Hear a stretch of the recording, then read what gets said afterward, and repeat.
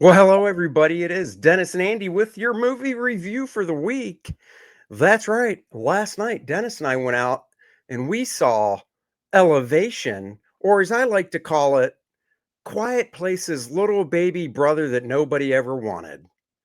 That's right. The black sheep of the family that could have stayed the black sheep. That's right. Dennis, what is this movie about?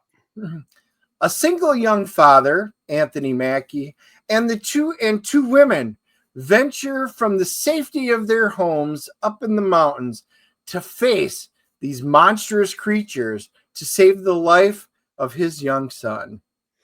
And let me tell you something, guys. I am not kidding. I was thinking about this movie after we saw it on the drive home and stuff, not for good reasons. Uh, for bad, and it really is. It is a total crap version of A Quiet Place. You you barely see the creatures, and when you do, the designs are cool, but it's just like it tried to build up everything like A Quiet Place. It tried to build up the tension. It tried to build these relationships, just everything, and you know, tell me if I'm wrong. I think it failed on all levels. Yes. I'll put it this way. In the quiet place, the aliens come from down above. They're invading the planet. Well, all of a sudden, these creatures suddenly come from down below, and they suddenly appear, and they're the new apex predators on the earth. And so you're looking at that, going, "Cool! I can't wait to find out more about them." Uh huh. Well, apparently that's going to be in two because they really don't talk about it at all. Um, Which isn't a bad thing because let's be honest, in the first Quiet Place movie, they didn't really go into that much detail either. They right, got they but got what, 3 movies and a prequel. correct. But what I was going to say was, and that's okay as long as the story you're trying to tell, which is the interpersonal relationship between Anthony Mackie's character, Morena's character, and the three people that set out. You are building up this dynamic. This has to be a really good, road trip kind of story then. And unfortunately, the acting was not great, and I love the actors normally. The story was not great. The dialogue was not great. There was nothing great about any of the performances, any of this. I could have cared less about any of them, honestly, almost through the entire movie. Maddie Yeah. Hatton, she plays Katie, the other girl that goes along, and her relationship is very, let's call it gritty, with Morena Baccarin's character, Nina. And honestly, you could just sum it up. Hey, uh, scientist, heavy drinker, is angry all the time and gets in fight with the young girl who's trapped up on a mountain, as they both like Anthony Mackie in a way. Yeah. I mean, so the basic gist is it's called Elevation because this movie takes place in Colorado, and if you're above 8,000 feet in elevation on the mountains, you're good, you're safe. For some odd reason, these creature monsters, whatever, can't go above 8,000 feet, and they have that marked on the ground with posts and stuff. So so if they are below it, the people, they know what they're running towards. And I mean, there's a couple scenes they have to run away from them. They cross that 8,000 feet threshold, and the monster. It's weird. They did a down shot, and the monster just stops, and then it kind of stalks back and forth, and you can actually kind of tell that they were using as reference for the movement of the creatures, at least for this scene, uh, a lion or some big jungle cat, the way it stalked the barrier, back and forth. Um, there's no real explanation, which that doesn't bother me because why would these people know? They just, at some point in the 3 years, because this has been going on for 3 years, when these creatures came about and took out 95% of the human population. In 1 month. So Yeah. it was 95%. They literally killed. None of our weapons worked. Our missiles, our rockets, our bombs, nothing. Our bullets, they're ineffective against these creatures, whatever they are. And this is where we start getting into the totally implausible. So Morena's character, being the scientist, she's got this theory and she's got this plate, and she's finding a way that I can bypass it because of, and I won't spoil it, but science. I think it's creating this field, and if I could get this thing and mix it right, I think we could bypass it and shoot through it. And you're like, so he's like, oh, a magic bullet. You're here to make a magic bullet. Yes. So again, here was the big problem with that. 95% of the population was killed off in a month. They've come up, they've literally got it. But they're not predators like when you think of Jurassic Park, how, T-Rex, go and eats their prey. No. These predators are designed to kill and nothing else. They do not consume their prey. They don't eat it. They go into detail on that. And yet, so what would you expect to picture when you get into like Boulder, Colorado, where they got to go? You would expect to see bodies. So decaying bodies, because this happened 3 years ago. Right. There would still be bodies and remains everywhere. Because they don't eat them. There's not a single body you see inside of one building. Oh, don't look over there. And you see a little blood splatter. And I was like, okay, no other bodies. It literally makes. Well, not only that, and I remember bringing this up, and I can't remember what you said, so you can repeat it. But these creatures, the way they sense you isn't through sight. So it's not like they go, there's humans, go get them. It's through the expulsion of the CO2 when you're breathing. And they can sense that from just long distances away. And then, they're very fast. They come at you, whatever. And like Dennis said, they have this armor plating on them, which is impervious to regular bullets. I just can't imagine these things are so tough that if a jet comes down firing the missiles that it has on it, or 50 cals, this thing's going to repel those as well. But apparently it does. So anyhow, and I said, well, wait a second. If it's attracted to CO2, are humans breathing out a different type of CO2 than like horses and other mammals on the planet? And what did you say to that? I can't remember. They only attack humans. Right. So so they can distinguish the CO2 and go, right, that's human CO2. We must get it. Yeah, because even in the trailer, you saw horses. There was horses running and they're multiplying. Oh, yeah. And they don't touch any other creatures. Just well, and there was that line in the movie where they saw a bunch of horses, and the one girl, Katie, says, "Where'd they all come from?" And then Monica's character basically said something like, it's because we're not here. Right. What? We're so because of us, we're out there trying to extinguish horses all over the place. They can't populate because of us damn humans. We're trying to put horses into extinction. So yeah, like I said, this movie, and so you got to at least have excitement factor. The Quiet Place did a nice job of slow buildups for for scenes. This one, it was so boring. It was so slow. And then when there was action, it was kind of contrived action that didn't make sense. The big chase scene, Anthony Mackie drives away. He's in his truck and stuff like that. And you're like, oh, monster's going to be chasing him. No. The big excitement was he hits a rock, flips his truck, and crashes himself because he hit a rock. Not because he was under pressure from driving. He's just a bad driver who really wasn't. I mean, that's the thing.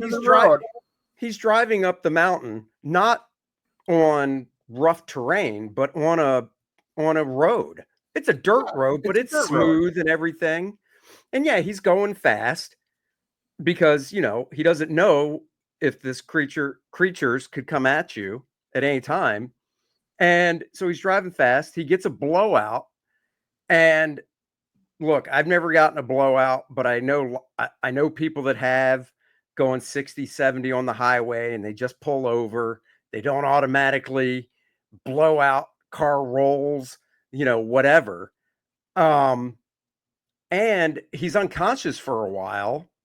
So for the while that he's unconscious, they don't get him that way. And the other thing too is, and I even said this during the movie, they're they're playing it up in the dialogue and stuff, like these creatures are just freaking everywhere.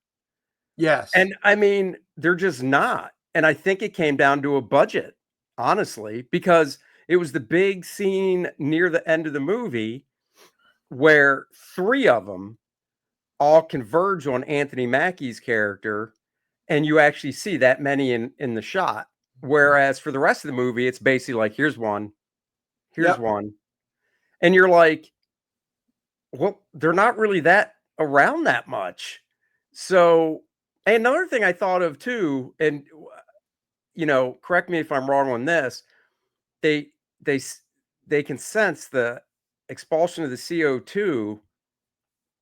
Well, what if, because they've had to make excursions below 8,000 feet into Boulder, Colorado before to get supplies and stuff. Some people make it, some don't.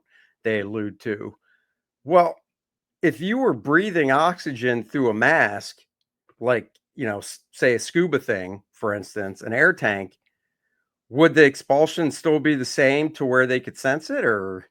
So this was something I had a thought of, and I had mentioned it. My wife went with us to this movie, and we were talking about on the way home. I'm like, look, they understand what triggers them. They can detect the creatures. I'd be like, so you rig up a mask where you breathe in oxygen and you would breathe out to a recycle tank, basically a CO2 tank, so you would never exhale CO2 out in the open. Right, it I'm would like, capture. that's literally the easiest way to do it. But no, it's all about the magic bullet. And I don't mean like the JFK magic bullet, but this comes through and it's just this whole thing is nonsensical. And it's okay as long as it's a very engaging movie and stuff, but it just wasn't. I was very shocked at how little I really enjoyed this movie. It was just okay at best. It's an hour and a half. It feels longer. Um, we were going to go see Smile 2, and we even had our tickets for it. We And did. then I saw this and was like, "Do you want to do this instead?" And he was like, "Yeah, let's do this." And part of the reason is we never saw Smile 1. Right. Now I'm regretting it because you don't need to see 1 to see 2. It would just, for us, being the completists that we are, we like that. So anyhow, let's grade this puppy because I think we're just going on and on about it. I think it's your turn. It It is, is. in fact, because I said 7-0 last week for Yep. what we saw, and Yep. you agreed. So Elevation is a stay home and maybe catch it on Netflix when it comes out. I'm giving this a 4.5. Um, it had a few nice sceneries. If you like beautiful scenes in the mountains and stuff, it's got some beautiful makes me landscape. want to visit Colorado. Yep. Morena Baccarin, she's still adorable. Still love her and everything that she's in. Even with no makeup and looking a little, weathered because of the life they're having to live. Still very attractive. Yep. Natural beauty. Maddie Hatson, she plays the other girl. She's a local girl here from North Carolina.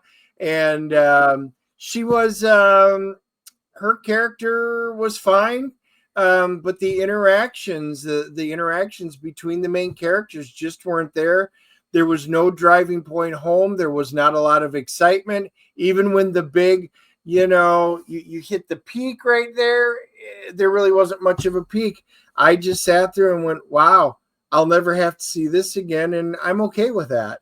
So 4.5, maybe catch it on a late Friday on Netflix. Yep, I am right there, but I'm at a 4.0, so just 0.5 below you. Same thoughts. I mean, I was bored. I just thought they left so much on the table. Honestly, the last eh, eh, really, you could have taken the first hour and edited that down to about a 15-minute montage, and then you would have had 45 minutes of a movie. And then after the first half hour, after the last half hour, keep it going. Right. I mean, And honestly, then because that's when it actually started getting good. And I yeah, was like, oh, cool. the ending when they finally can start defeating them and they send out word to the other ones, and then they show a cool pullback sequence where they're showing the fruits of their labor and stuff. Okay, that's kind of interesting, but it's all an afterthought. It feels like this hour and a half movie, they left a half hour on the cutting room floor. Usually we like nice, short, tight movies, but I think they left important stuff on the cutting room floor. It just felt incomplete. Yep. But what did the reviewers have to say? Do we know? We do. IMDb has their ratings out. It's at a 5.8. So they're usually about a point up. So if you take that 4.8, they're in the ballpark. And we have 52% on the tomato meter for Rotten Tomatoes. No popcorn meter. There are less than 50 verified reviews, so people are not rushing out to see this and not posting their reviews. So 52% on Rotten Tomato. Wow. Well, I tell you what, Kor-Drath Volume 2, The Awakening, is rated at a 10.12. Yeah, that's how high it is. I'm making up numbers. Seriously, guys, if you like Conan, Dungeons and Dragons, Game of Thrones, you will enjoy the heck out of Kor-Drath and the cast of characters in this book. It's action, adventure, intrigue.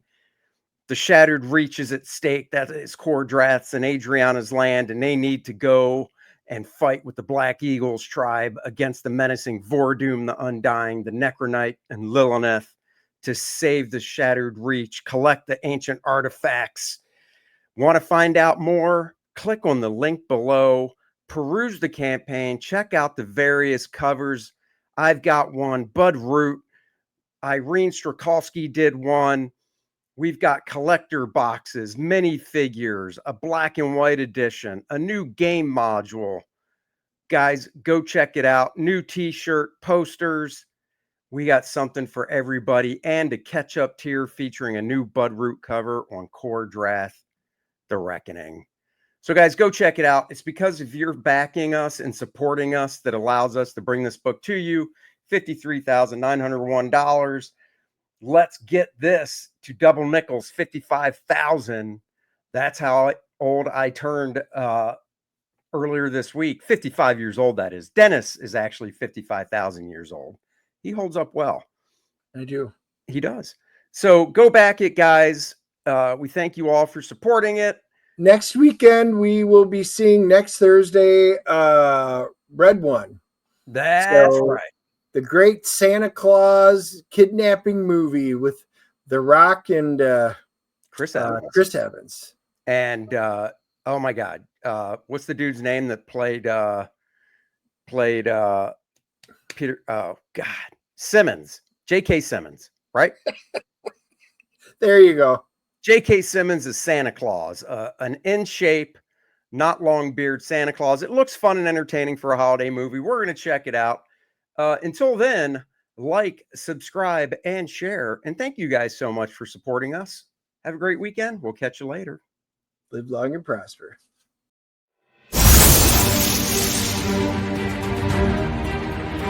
An ancient evil awakened to slaughter his family.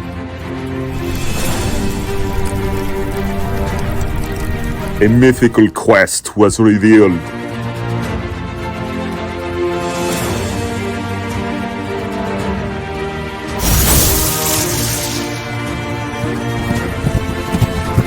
treacherous perils await.